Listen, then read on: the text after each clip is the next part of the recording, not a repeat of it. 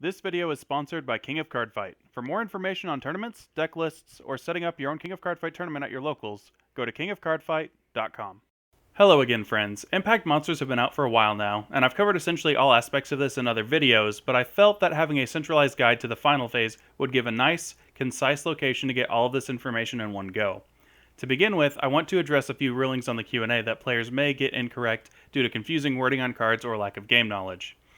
Question 36 states that multiple impacts may be used in one turn. Currently, you may only impact call one impact monster in the final phase, but you may use any number of other impacts during the final phase. Question 1062 states that impact monsters that are called through card effects do not count towards your once per turn limitation on calling impact monsters.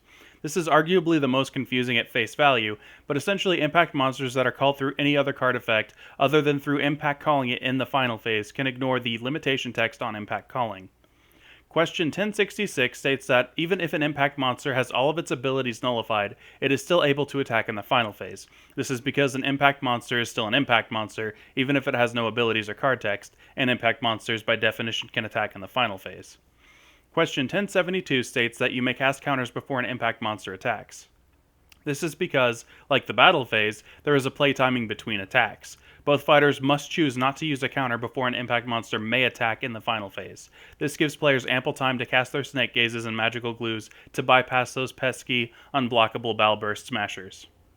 Question 1073 states that counters may be used during the battle of an impact monster. The entire way that a battle in the final phase plays out is completely identical to how battles occur in the battle phase. The only difference is that you may also normal cast regular impact monsters during your final phase. Question 1074 states that you may not cast impacts or call impact monsters during the attack of a card in the final phase. This is due to only counters being usable in a battle. Question 1079 states that calling an impact monster and casting an impact are treated identically for cards that interact with an opponent casting an impact, such as Secret Sword Moonfang and Distortion Punisher. Moving on to the phase itself, the final phase is comprised of three sections. First, we have the beginning of the final phase. Second is the main section of the final phase, and third is the end of turn.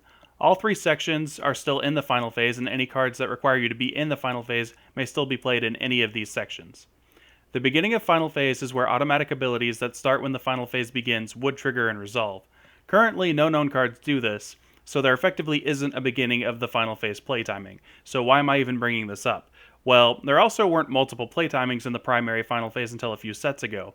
This is just future-proofing the video for if and when these effects do get released. If there is a beginning of the final phase, it will still technically be in the main section of the final phase, but impacts and impact monsters will not be able to be used at their normal speeds because the beginning of the final phase is a trigger for automatic abilities, and the instant those abilities resolve, then you're in the main section of the final phase anyway. Moving on to the main final phase section of the final phase, as redundant as that sounds, impacts and impact monsters may be used and impact monsters may attack during this section of the final phase. As the Q&A stated, multiple impacts may be cast during the final phase, and if an impact monster is called, both fighters must choose not to use a spell or ability before it can attack. An impact monster's attack in the final phase follows the exact same steps as shown in the comprehensive rules for a battle in the battle phase. Both fighters may use counters at any point in time in the final phase. When neither player uses a card or ability, and no impact monsters are available to perform an attack, the final phase section of the final phase ends, and the end of turn section of the final phase begins. Any cards that trigger at the end of your turn, such as Skull Warrior's self-destruction effects, will resolve here, and they will resolve before anything else happens. Once all of the automatic abilities are done processing, there is still a generic play timing where the turn does not end until both fighters choose not to use a card. Counters may still be used by both fighters during this section of the final phase. However, impacts may not be cast and impact monsters may not attack during this section of the final phase. This is when cards like Demonway Arakuyo may be used after your Skull Warriors destroy themselves. Additionally, you may also use Hasted Evolution Yamigeto during this timing when it is called from Reinforced Formation of 100 Demons during the end of turn play timing created at the start of this phase. If a Yamigeto impact monster is called through this effect, it, of course, cannot attack this turn.